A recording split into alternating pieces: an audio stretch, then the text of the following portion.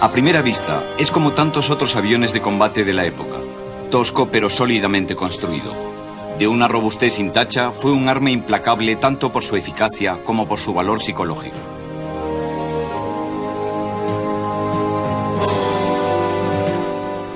En condiciones de superioridad aérea, este biplaza de alas de gaviota resultó terrorífico, haciendo aquello para lo que fue diseñado, el ataque al suelo.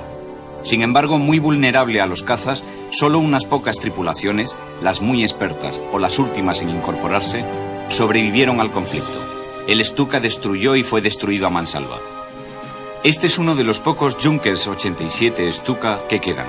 Sobrevive en el Museo de la RAF en Hendon como testimonio de la capacidad nazi para la producción de aviones con propósitos específicos como el bombardeo en picado. Sus líneas no son airosas, pero el Ju-87 se construyó con una sola misión: ser el tanque del cielo, cuando disponía de protección aérea suficiente. Esta fue una misión que realizó a la perfección, por lo menos en la primera parte de la Segunda Guerra Mundial. A partir de 1942, el aparato empezó a mostrar su edad. Su obsolescencia estaba próxima. Arma clave de la Luftwaffe, el Ju-87 fue utilizado por otras fuerzas del eje que también aprovechaban las nuevas técnicas de guerra desarrolladas en los años 30. El núcleo central era el nuevo concepto de Blitzkrieg, la guerra relámpago, ataques fulminantes por tierra intensamente apoyados desde el aire.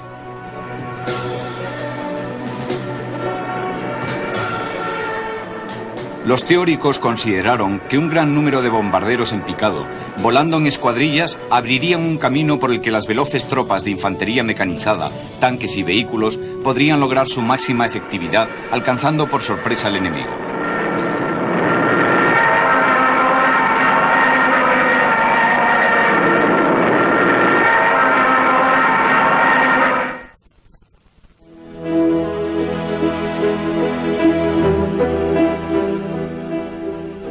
El interés alemán por las técnicas de ataque al suelo no data de los años 30, la etapa previa a la Segunda Guerra Mundial.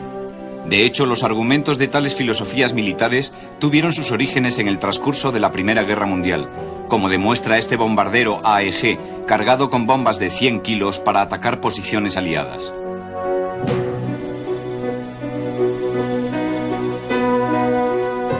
En la Primera Guerra Mundial, las operaciones de la infantería fueron la peor de las pesadillas. Las condiciones eran pésimas, los avances resultaban fácilmente cortados por la artillería, las ametralladoras y las alambradas. Ganar solo unos metros tenía un alto coste. Así las cosas, los ataques aéreos fueron toda una revolución para los combatientes, ya muy debilitados física y psicológicamente. En el transcurso de unos pocos meses, ambos bandos operaban ya aeroplanos más o menos preparados para el ataque al suelo.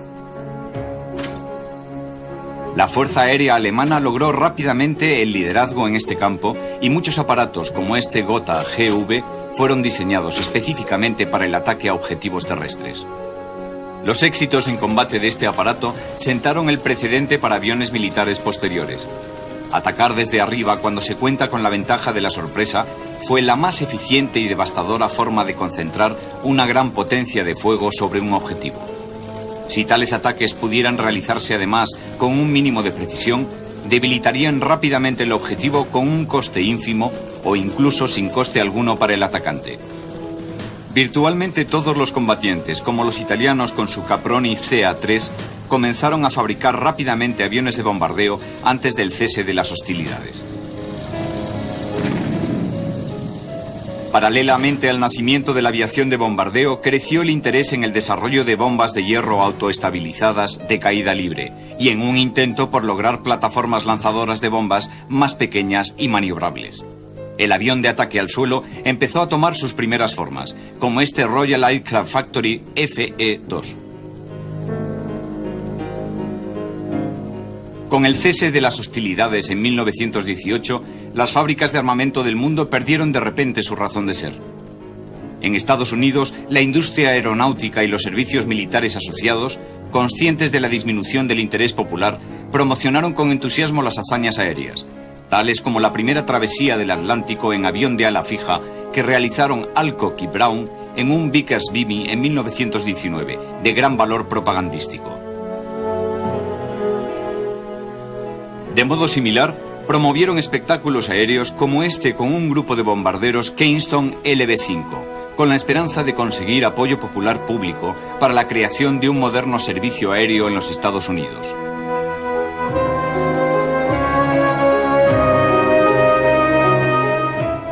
Las bombas y los bombarderos aumentaron su prestigio cuando el entonces teniente coronel Billy Mitchell demostró las posibilidades del arma aérea hundiendo el viejo acorazado alemán jubilado Ostfriesland en julio de 1921. Ya no se podían negar las posibilidades de la aviación en los conflictos militares futuros. Las bombas y el resto de las armas que pudieran lanzarse desde el aire ofrecían un medio prácticamente imparable de atacar al enemigo, incluso dentro de sus propias fronteras. Ningún blanco era invulnerable, ya se tratara de una estructura de cemento en tierra o un barco de acero en el mar. El éxito de la demostración de bombardeo de Mitchell destruyó el mito de la inmunidad de los acorazados y por lo tanto de la inmunidad de cualquier otro instrumento de guerra.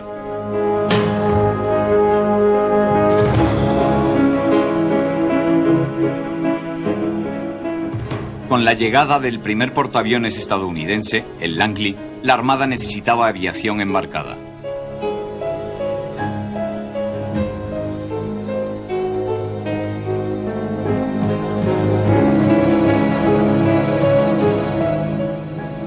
A partir de esos requerimientos, la Naval Aircraft Factory produjo una serie de biplanos eficientes. Se buscaba ante todo aparatos que pudieran bombardear en picado, simplemente porque eso era lo que producía entonces los resultados más precisos.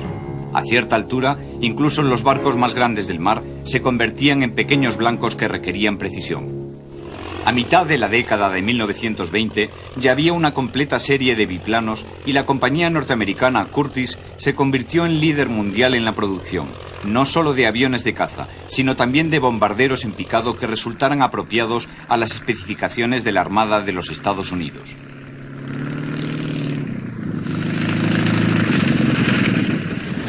Al terminar la década, el biplano era aún lo máximo en aviones de un solo motor, aunque algunos fabricantes empezaban ya a experimentar el monoplano, concepto que tuvo que luchar contra las convenciones de la época.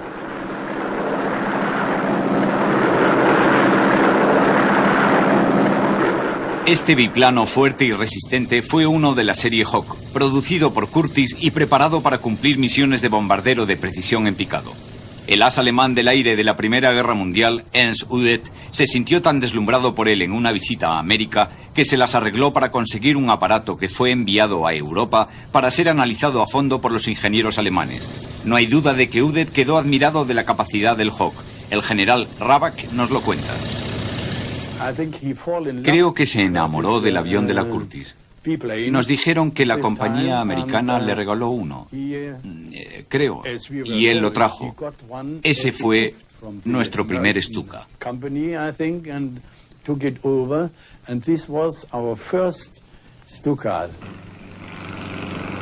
Es interesante constatar que aunque la Armada americana fue la pionera en investigar la técnica del bombardeo en picado, con el paso del tiempo se interesaría más por otros tipos de ataque aéreo sobre navíos de superficie.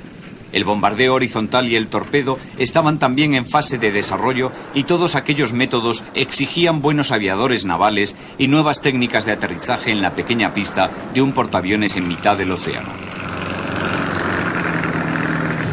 Sobre los datos recogidos en aquel Hawk, el entusiasta Udet añadió una serie de refinamientos y modificaciones bajo su responsabilidad para el avión de la nueva Fuerza Aérea Alemana. Con el apoyo de Goering, que compartía sus puntos de vista, la producción alemana de su propio bombardero en picado se convirtió en algo prioritario.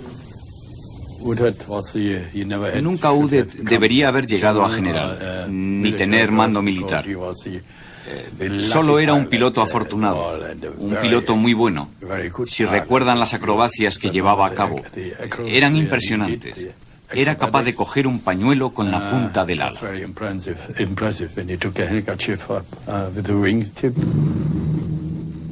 Ciertamente, la pasión de Udet por los aviones ágiles se vio reflejada en aquel primer bombardero en picado alemán, el Henschel 123. Eficaz y resistente, fue considerado uno de los mejores de su clase. El Arado 95 fue otro avión similar de esa época. Aunque voló con posterioridad al Henschel, mantenía todavía algunos de sus rasgos básicos: un gran motor radial y tren de aterrizaje fijo totalmente carenado.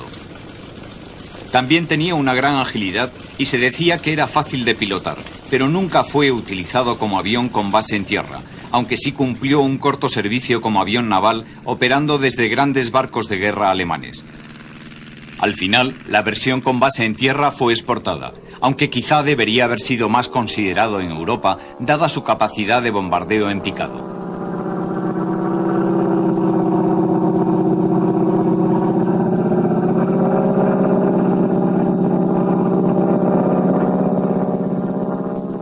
En el otoño de 1935, la nueva Luftwaffe alemana desarrollaba su primer monoplano de bombardeo en picado.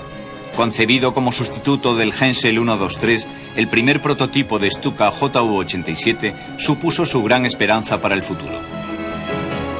La producción empezó en 1936, aunque en número limitado, ya que el modelo requería todavía algún desarrollo, además de mejoras en diseño y técnicas de fabricación. Los primeros prototipos de Ju-87 equipaban paradójicamente motor inglés Rolls-Royce Kestrel, a falta de mejores motores de fabricación alemana. Sin embargo, las unidades de serie incorporaron motores Jumo de 12 cilindros en V invertida, refrigerados por líquido, también fabricados por Junkers. Durante la vida operativa de los Stuka, su célula incorporó motores cuya potencia aumentó de los 600 iniciales a los 1300 caballos del Jumo 211 de inyección. Los pilotos de la Luftwaffe requirieron también un periodo de aprendizaje para desarrollar nuevas estrategias de uso de este nuevo avión de combate. La posición de ataque en picado requería especiales habilidades que no se habían solicitado antes de los pilotos. Para ampliar al máximo el poder de ataque de los 87, fueron necesarias muchas horas en vuelos de formación de ataque. El Stuka llevaba una bomba de hasta 1800 kilos y el piloto disponía de una ventanilla en el suelo para comprobar que el arnés la hacía descender fuera del alcance del disco barrido por la hélice antes de liberarla, algo específico de los bombarderos en picado. El ala doblada del Stuka proporcionaba la sustentación necesaria para los bombardeos en picado y con el tren de aterrizaje fijo sobre su vértice evitaba problemas de alcance de la hélice con el suelo. Unos grandes flaps del borde de salida típicos de muchos modelos Junkers de la época ayudaban a estabilizar el aparato, especialmente en su picado. Iban contrarrestados con pesos para reducir el esfuerzo del piloto, porque no había asistencia ni servomecanismos en aviones de ese tipo. Los contrapesos se extendían por toda la longitud del ala. Este ala tenía que ser extraordinariamente fuerte. Primero para soportar el esfuerzo de devolver el avión a la horizontal tras la picada y también por alojar el tren de aterrizaje fijo que tenía que absorber el impacto del aterrizaje. En conjunto, los Ju-87 carecían del refinamiento y nivel determinado que disfrutaban los aviones de caza. La razón era sencilla: su misión solo exigía operar a modestas velocidades que nunca superaban los 410 km por hora. Por lo tanto, no se hizo ningún intento por limar salientes, montantes ni protuberancias. Incluso el tren de aterrizaje tipo pantalón era un mecanismo de lo más básico. Una funda de cuero era el único material que protegía al aterrizador trasero.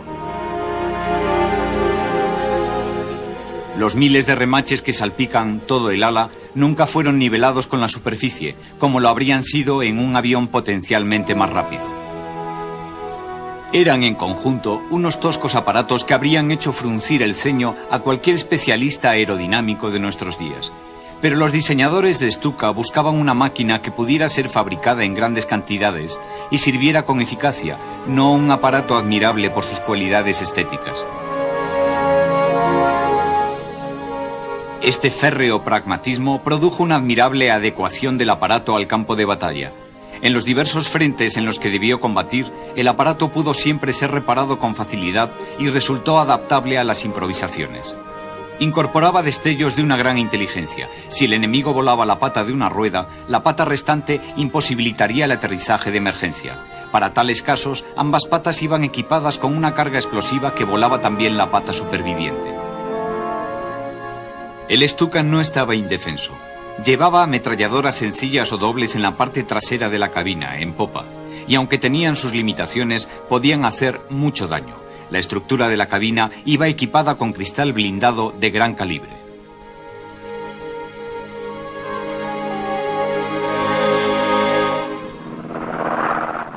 Desde Polonia a Noruega, Holanda, Bélgica y Francia, los combates iniciales del Ju-87 resultaron un gran éxito. De la noche a la mañana el avión se convirtió en leyenda. Sus proyectiles impactaban los blancos con admirable precisión. Su aterradora sirena producía un profundo efecto psicológico entre los atacados. Aunque más tarde se descubrió que las fuerzas terrestres nazis solían estar en desventaja numérica, la capacidad de los Ju-87 para paliar ese hecho fue decisiva. Los navíos eran igualmente vulnerables. Inadecuadamente armados, no estaban preparados para repeler los ataques fulminantes de los Stuka casi desde la vertical. Las fuerzas de tierra alemanas iban precedidas de ataques de los Stuka sobre posiciones enemigas. Ese debilitamiento de las defensas enemigas multiplicaba eficazmente los resultados de cualquier pequeña fuerza terrestre, y era la clave de la Blitzkrieg, la guerra relámpago.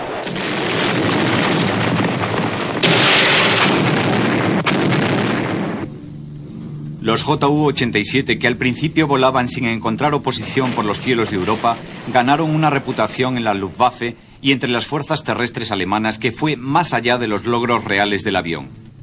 Aunque es cierto que fue un precedente de posteriores plataformas de armas, no era invulnerable, como no tardarían en descubrir los propios nazis. Los Stuka alcanzaron su apogeo en las primeras fases de la Segunda Guerra Mundial, cuando la Luftwaffe controlaba los cielos de Europa y las victorias en Dunkerque y Francia inflaban la moral del Tercer Reich. El avión consiguió en ese periodo un récord increíble de precisión. Al final de la guerra había hundido más navíos aliados que todos los demás modelos de la Luftwaffe juntos, y su eficiencia contra los blindados solo fue superada por los del Stomovik ruso. La fe de Udet en la técnica del bombardeo en picado y en los Ju-87 realzó su posición ante el alto mando alemán. Al principio de la Segunda Guerra Mundial, el Stuka fue un as en la manga de Hermann Göring y Adolf Hitler. Hasta Benito Mussolini se enamoró del avión y la Fuerza Aérea Italiana recibió algunas unidades redenominadas Breda 201 para combatir en el norte de África. Francia había caído. Dunkerque se había convertido en una vergüenza histórica para los británicos y el Stuka era el gran éxito de la guerra. Mientras Hitler y sus camaradas celebraban la expansión del Tercer Reich, los aliados lamían sus heridas y analizaban sus opciones tácticas. Indudablemente, el Stuka ejemplificaba los éxitos de las operaciones Blitzkrieg. Aquellos éxitos ayudaron a Hitler a consolidar aún más su dominio sobre la Wehrmacht. Antes de su victoria en Francia, el ejército, que consideraba inalcanzables tales aventuras, tramaba en secreto su sustitución. Pero a la luz de las victorias alemanas en los primeros meses de la Segunda Guerra Mundial, los militares rebeldes fueron acallados. La disciplina de partido era muy rígida. Alemania saboreaba sus éxitos y se preparaba para la victoria total sobre Europa.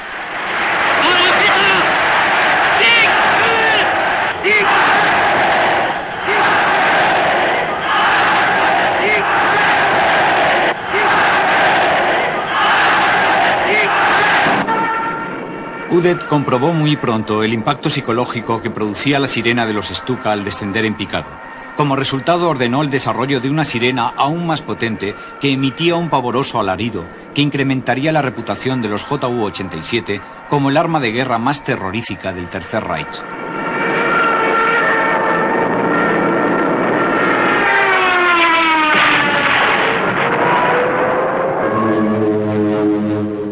El desastre aliado en Dunkerque, la destrucción de la anacrónica línea Maginot en Francia y las debacles aliadas de aquella época contaron con poca o nula resistencia aérea. Mientras Göring y sus ayudantes se felicitaban por esos éxitos prematuros, Gran Bretaña asumió la lección de Dunkerque y se prometió nunca más.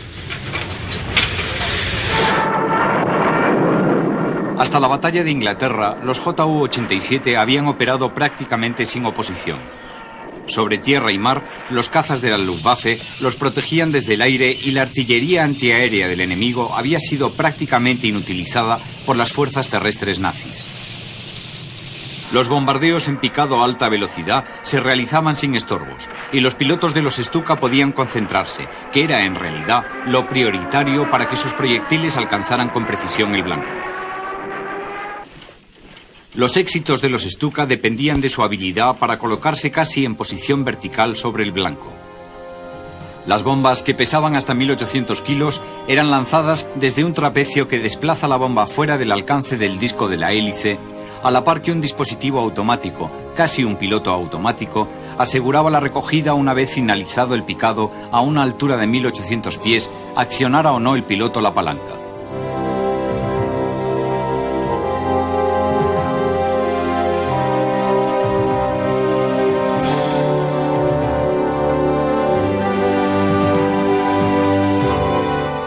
La experiencia obtenida en la Legión Cóndor había mostrado que el piloto podía perder la visión durante la maniobra de recogida, perdiendo el control del avión. Mientras los británicos abandonaban el continente, a la Wehrmacht solo le restaban mínimas operaciones de limpieza. Tenía tiempo para consolidarse, para asegurar sus posiciones y para saborear sus victorias. A partir de aquel momento, Alemania controlaría el orden de batalla y a los ojos del mundo, el avance alemán parecía irresistible. Pero quedaba un objetivo pendiente. Inglaterra era una espina clavada en el corazón de Hitler. Debía negociar con los británicos o aniquilarlos. Esta última opción requería los Stuka. La Luftwaffe empujaba al mar a las últimas tropas británicas y francesas, que dejaban tras de sí enormes cantidades de armas y suministros, material del que los aliados difícilmente podían prescindir y parte del cual incluso sería utilizado por los alemanes. Un patético final para la fuerza expedicionaria aliada que se suponía iba a detener a la Wehrmacht en Bélgica. Ya antes de Dunkerque, el alto mando alemán había hecho los planes de la Operación León Marino, la invasión y ocupación de las islas británicas. Pero primero era necesario controlar el Canal de la Mancha y la Luftwaffe fue considerada de nuevo como el arma más lógica para privar a los británicos de su enlace con América y su única vía de suministros. Porque la Marina Mercante Británica y los muelles desde los que partía eran la única esperanza de la última nación libre de Europa.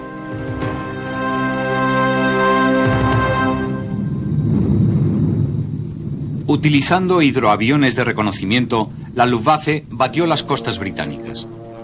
En cuanto identificaban un objetivo, transmitían rápidamente la información por radio a las escuadrillas de JU-87, preparadas para cortar la línea de suministros británica. En los terribles días inmediatamente posteriores a Dunkerque, los Stuka sembraron el terror entre los barcos ingleses. Pero pronto, la superioridad de los bombarderos en picado se vería puesta a prueba, y su punto débil saldría a la luz.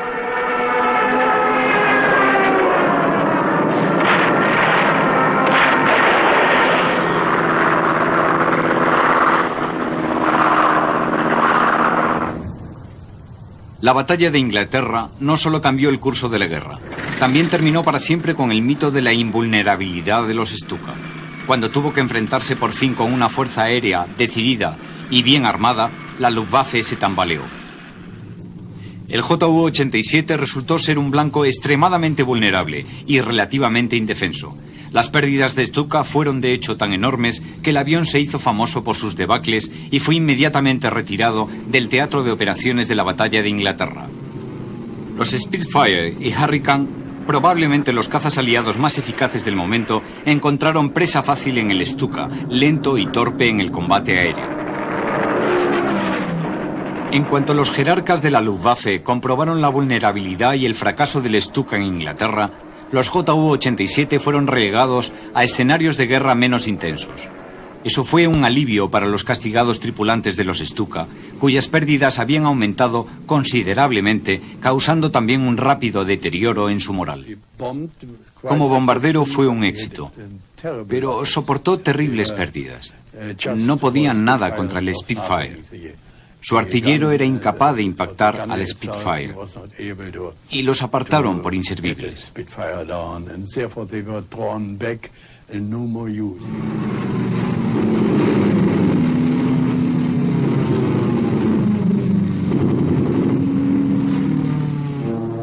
Aunque el mito del Stuka se había derrumbado, este modelo siguió siendo una parte importante del plan de guerra alemán.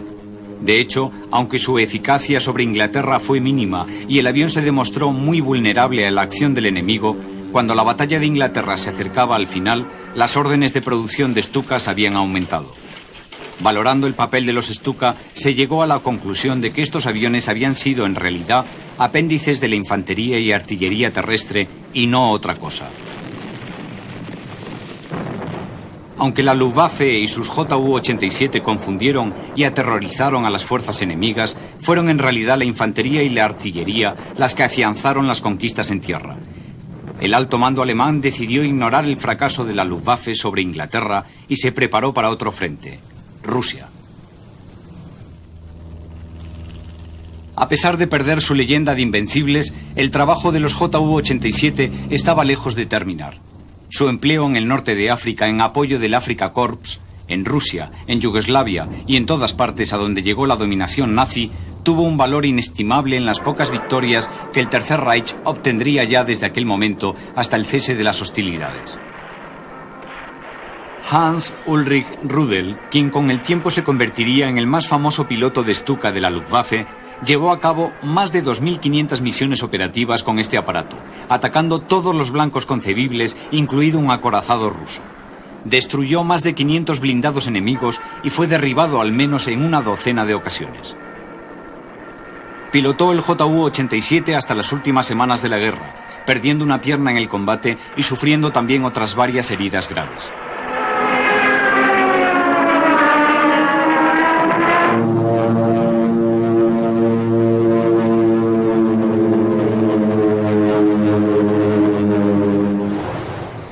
Mientras las fuerzas aliadas empezaban su masiva concentración de efectivos para el día D, los alemanes intentaban no quedarse atrás. Aunque la batalla de Inglaterra había marcado un cambio en el curso de la guerra, los combates continuaban intensos por ambas partes, mientras Hitler seguía convencido de que la victoria era solo cuestión de meses. En el norte de África, Kesselring y el Afrika Korps luchaban a muerte con los aliados. Aunque las fuerzas británicas encontraban fuerte resistencia, la llegada de los americanos con su rápida concentración de hombres y armamento empezaban a dar lentamente la ventaja a los aliados. En una repetición de los combates vividos sobre Europa, los Ju-87 parecían los dueños de los cielos. En solo cuestión de meses, la llegada de nuevos cazas aliados, como el británico Hawker Hurricane y el Warhawk americano de Curtiss, esta capacidad sería neutralizada y los pilotos de los Stuka volverían a darse cuenta de su amarga vulnerabilidad.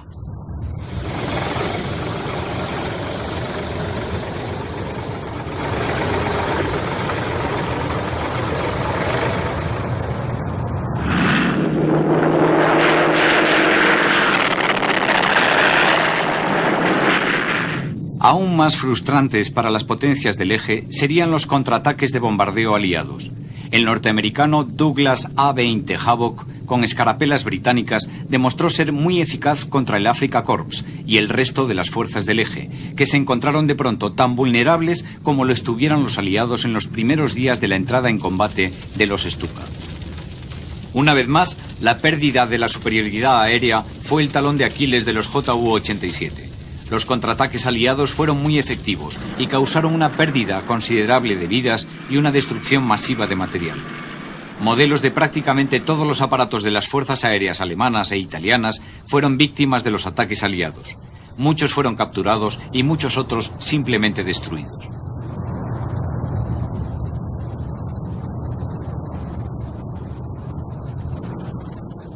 A medida que la guerra en África se acercaba a su fin, Kesselring y sus ayudantes seguían manteniendo la fachada de una victoria inminente. En Alemania, mientras la guerra era más desesperada, Hitler seguía aún simulándose invencible.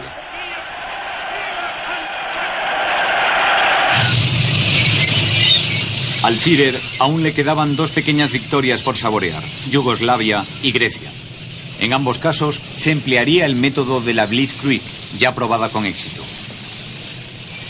Pero la áspera campiña yugoslava proporcionaría también cobijo al tenaz movimiento de resistencia partisano que se crearía de inmediato. En abril de 1941, la Wehrmacht, muy superior en número, cogió por sorpresa a la población y tomó el país simplemente al asalto.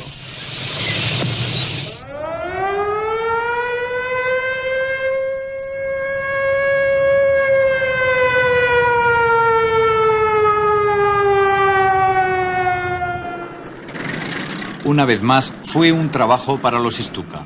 En la campaña de Yugoslavia se emplearon más de 400 aviones de este y otros tipos similares. Volaron casi con total impunidad, ya que superaban ampliamente a la humilde Fuerza Aérea Yugoslava.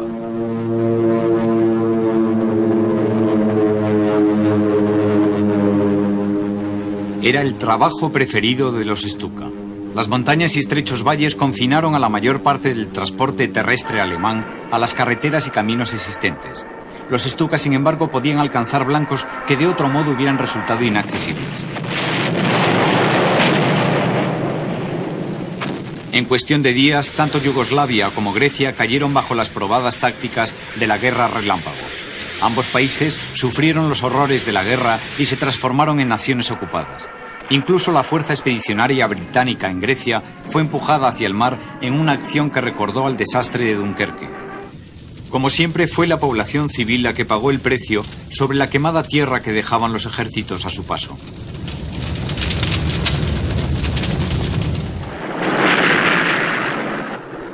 La campaña griega fue apoyada también por la Fuerza Aérea Italiana.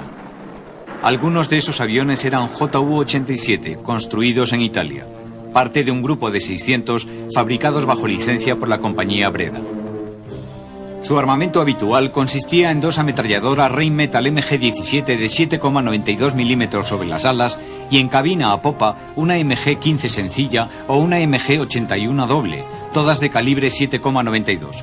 Las ametralladoras frontales alojaban la munición en una bodega en el interior del ala que aquí aparece siendo abastecida por los equipos de tierra.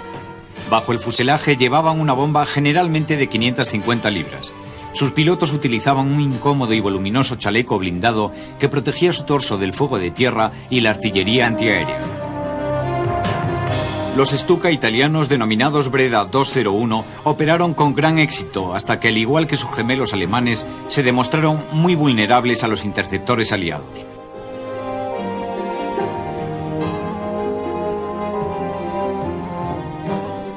La preocupación en Italia por la vulnerabilidad de los Ju-87 empezó tras la Operación León Marino y el consiguiente fracaso de los Stuka en los ataques a navíos en la costa británica.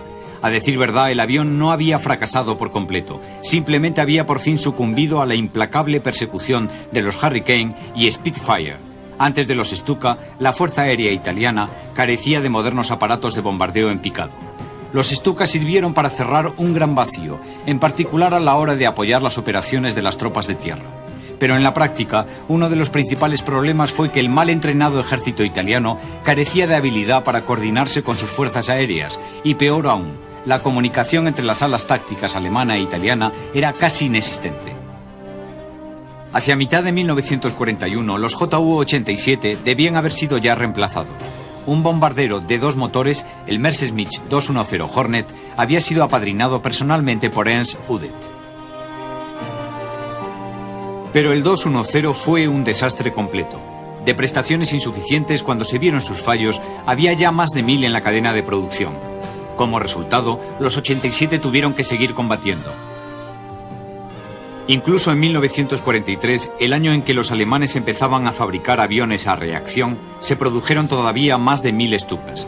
Un avión completamente anticuado en diseño, pero capaz aún de cumplir su función principal.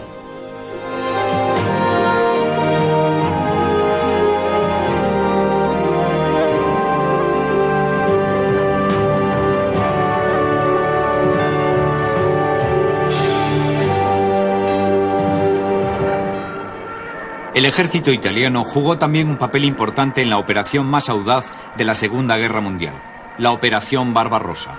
Fue la mayor empresa que acometiera Hitler hasta el momento y su mayor error.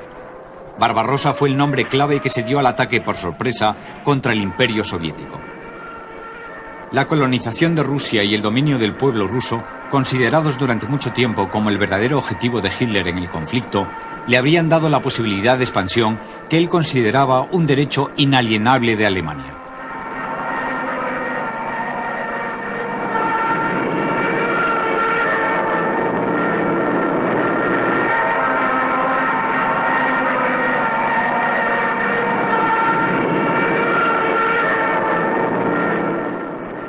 Se emplearon más de 290 Stuka alemanes, 3 millones de hombres, 600.000 vehículos y 7.000 piezas de artillería.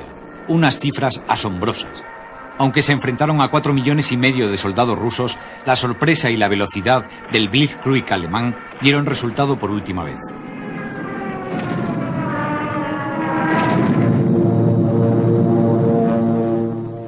Fue la batalla más larga de la historia. Los alemanes podían presumir de dominar los cielos y sus fuerzas terrestres cosecharon grandes éxitos en los combates iniciales. Solo el primer día, la Fuerza Aérea Rusa perdió más de 1.800 aviones frente a solo 35 alemanes. Solo los Stuka habían destruido más de 700.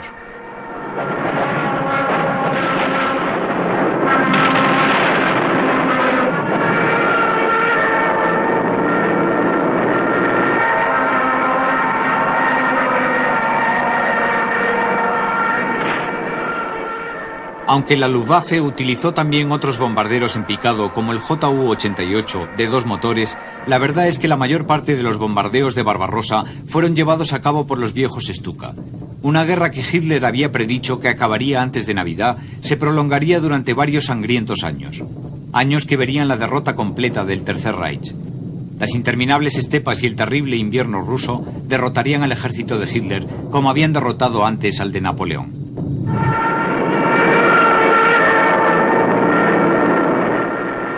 Estas imágenes muestran el terrible poder de fuego de los Stuka. Se pueden observar las balas trazadoras disparadas por las ametralladoras del avión instantes antes de soltar su bomba principal. Esta escena se repitió miles y miles de veces en el transcurso de la campaña de Rusia.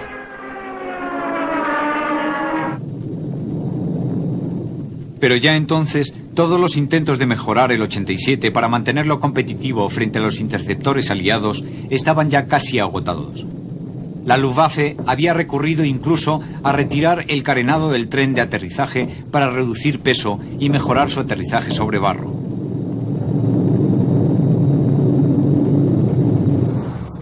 Resultaba ya claro que el Ju-87 se había quedado desfasado. Por lo tanto, se hicieron varios intentos de buscarle un sustituto, uno de los cuales fue el Hensel 129 de modesto éxito. Aunque solo ligeramente más rápido que su predecesor y no tan fácil de maniobrar, proporcionaba mayor protección a sus pilotos y una mayor capacidad de armamento.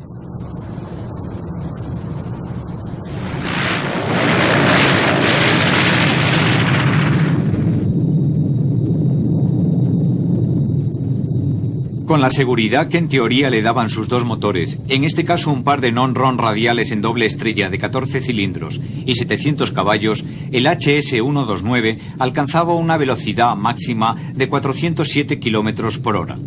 Iba equipado con 2 ametralladoras de 7,9 milímetros, 2 de 20 milímetros y un cañón de 30 milímetros. Podía llevar 4 ametralladoras adicionales y hasta 300 kilos de bombas. Una carga devastadora en una combinación diseñada para atacar tanto blindados rusos como posiciones de tierra. Las 2 ranuras a los lados del fuselaje muestran las posiciones del cañón.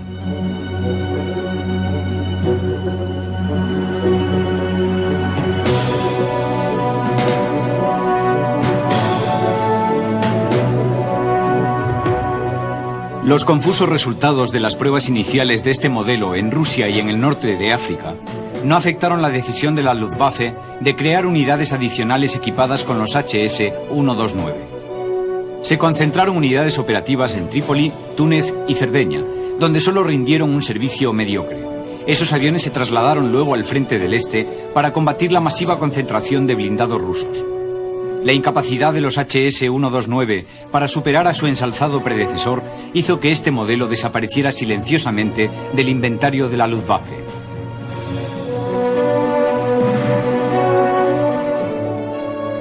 Otro de los aspirantes al honor de sustituir al Ju-87 fue una derivación del poco ortodoxo pero elegante Focke-Wulf FW-189. Presentado inicialmente en 1941 como un monoplano de reconocimiento táctico y apoyo directo, fue denominado Das Fliegende Auge, el ojo volador. Con su gran superficie acristalada y cola de doble viga, resultaba ideal para la misión asignada.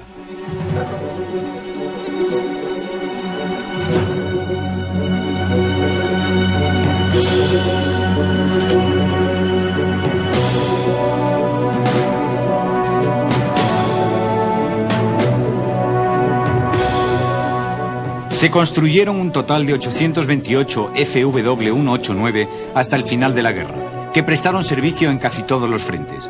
Su uso fue intensivo en el norte de África y en el frente del este. A pesar de su frágil aspecto, el FW-189 era un avión fiable y resistente. Su utilidad sobrepasó todas las expectativas y resultó ser un blanco difícil para los aliados. Eso se debía, en parte, a su sorprendente agilidad, su capacidad de soportar un gran castigo y la eficacia de su modesto armamento defensivo. Incluso sobrevivió a los famosos Tarán, intentos de derribo por colisión de aviones rusos, volviendo a veces a la base sin la mitad de la superficie horizontal y vertical de cola.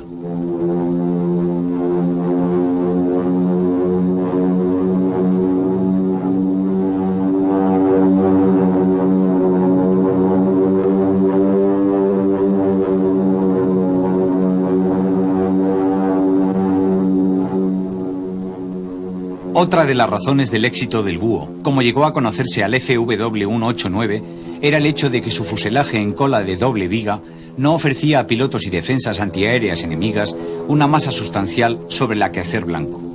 Eso, y el hecho de que el avión gustaba mucho a sus tripulaciones y equipos de tierra, provocó que la Luftwaffe buscara la posibilidad de confiarle otras misiones, además de la del humilde papel de avión de observación.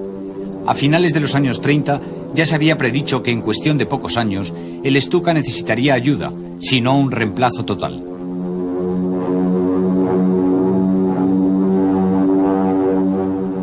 En 1938 se inició un programa de pruebas para desarrollar una variante blindada de ataque al suelo del Focke-Wulf de doble cola con diversas modificaciones en su estructura. El prototipo resultante, el FW-189C, de fuselaje fuertemente blindado, en el que apenas cabían piloto y artillero, espalda contra espalda, estaba en el aire menos de un año después del inicio del programa. Finalmente, el ligeramente superior Angel 129 se mostró más eficaz en las pruebas de vuelo y el biplaza FW-189 de apoyo directo desapareció en la oscuridad.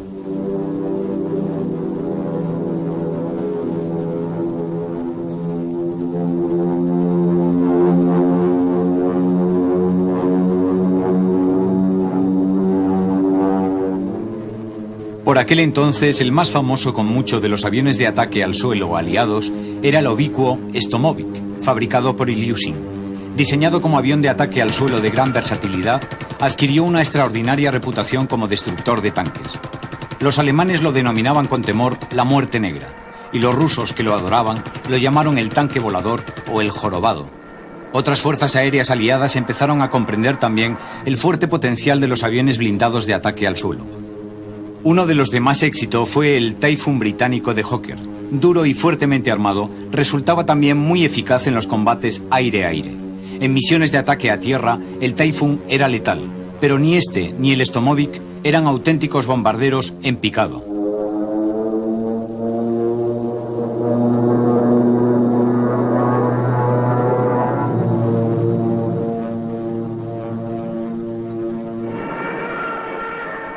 En el teatro de operaciones europeo, el Stuka fue prácticamente el único bombardero en picado monomotor con base en tierra.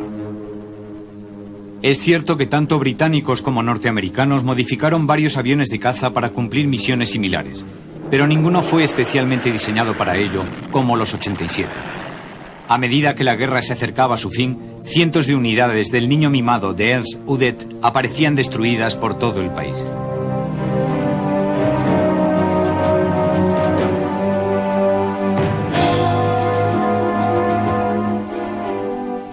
La táctica del bombardeo en picado apareció y desapareció en una sola década, superada por las mejoras aliadas en los visores y sistemas de puntería que proporcionaron una gran precisión a los bombarderos horizontales aliados.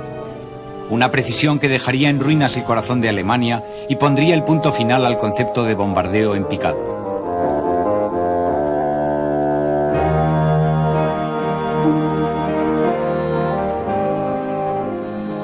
Una forma de combate totalmente distinta, adaptada a partir de una idea americana y desarrollada con pasión por la resucitada Luftwaffe, pero cuyos éxitos en la práctica fueron solo parciales.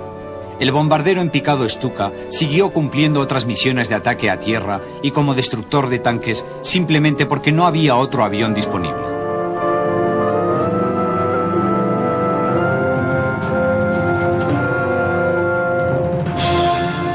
Al final, lo que falló en realidad fue la planificación alemana a largo plazo.